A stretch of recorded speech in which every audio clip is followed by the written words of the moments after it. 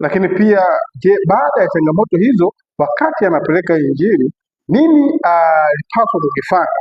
Lakini je, Mungu aliingiliaje kati baada ya yeye kuanza kudhamiria kutafuta njia mbadala kutoka kwenye nini, kwenye majukumu ambayo Mungu tayari alikuwa ameshampa.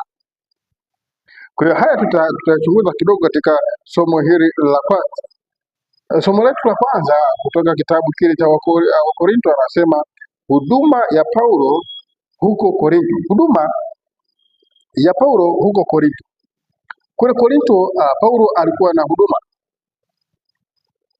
Paulo tunamfahamu sababu ni katika maandiko, nyaraka nyingi ambazo ameziandika, ni mtume ambaye alipeleka habari za neno la Mungu katika mataifa mengi.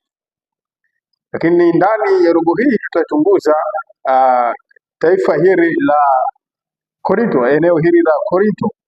Sasa inaanza kwa kusema maneno machache, natamani pia niyasome, na somo hili